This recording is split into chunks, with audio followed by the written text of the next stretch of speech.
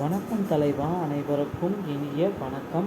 இன்றைக்கி நம்ம இந்த வீடியோவில் எதை பற்றி பார்க்க போகிறோம் அப்படின்னு பார்த்தீங்கன்னா, தமிழக அரசு போக்குவரத்து கழகங்களில் வந்திருக்க முக்கியமான தகவல்களை பற்றி இந்த வீடியோவில் முழுமையாக நம்ம பார்க்கலாங்க. தமிழக அரசு போக்குவரத்து கழகங்களில் driver, conductor, AE, technical assistant இப்படி அனைத்து விதமான பணியிடங்களையும் விரைவில் நிரப்ப இருக்காங்க. ஸோ நீங்கள் போக்குவரத்து கழகங்களில் ஜாயின் பண்ண என்னென்ன நடைமுறைகளை பின்பற்றணும், போக்குவரத்து கழகங்களில் தனியாருடைய நியமனத்தை குறித்தும் இந்த வீடியோவில் முழுமையாக நம்ம பார்க்கலாங்க.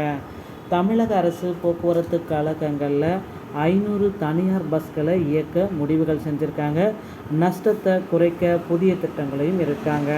தமிழக அரசு போக்குவரத்து கழகத்தில் நஷ்டத்தை குறைக்க 500 தனியார் பஸ்கள் இயக்க முடிவெடுக்கப்பட்டுள்ளது.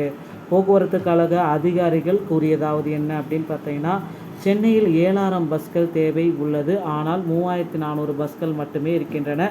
இதிலும் ஆட்கள் பற்றாக்குறையால் முழு அளவில் பேருந்துகள் இயக்க முடியவில்லை. டீசல் விலை, சுங்கச்சாவடி கட்டணம் அடிக்கடி உயர்வு, பல காரணங்களினால் அரசு போக்குவரத்து கழகங்களுக்கு செலவு மேலும் அதிகரித்து வருகிறது. எனவே கட்டண உயர்வு இன்றி நஷ்டத்தில் இருந்து மீட்க பல்வேறு புதிய முயற்சிகளை எடுக்க வேண்டியுள்ளது.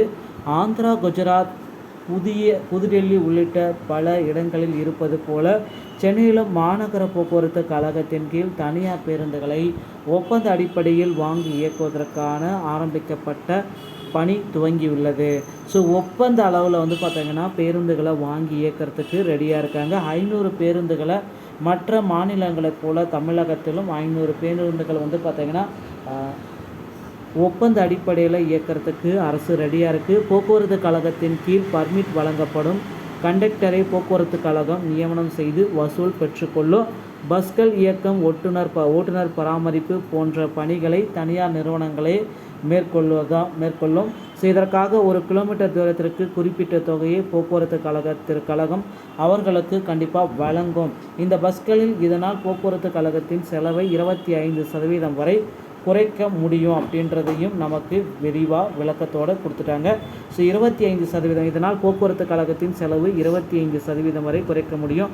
பயணிக்கும் போதிய அளவில் பேருந்துகளின் சேவை கிடைக்கும். முதற்கட்டமாக 500 பேருந்துகளை வரும் 2024க்குள் கொண்டு வர முடிவு செய்துள்ளோம்.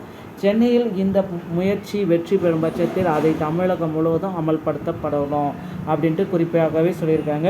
ஸோ இனிவரும் காலங்களில் போக்குவரத்து கழகத்தில் driver, conductor, AE, technical assistant இப்படி அனைத்து விதமான பணியிடங்களையும் விரைவில் நிரப்ப போகிறாங்க. ஸோ டிஎன்எஸ்டிசியில் பார்த்திங்கன்னா எல்லாருமே எதிர்பார்த்த மாதிரி டிரைவர் மற்றும் கண்டக்டர் பணியிடங்கள் நேரடி நியமனமாக இந்த ஆண்டு எடுக்க போகிறதா சொல்லியிருக்காங்க. ஸோ டிஎன்எஸ்சி சம்பந்தமான செய்திகள் அனைத்தையும் நீங்கள் உடனுக்குடன் பெற நம்ம சேனலோடு இணைந்திருங்கள். அடுத்த வீடியோவில் இன்னொரு செய்தியோடு உங்களை சந்திக்கிறேன். நன்றி, வணக்கம், தேங்க்யூ.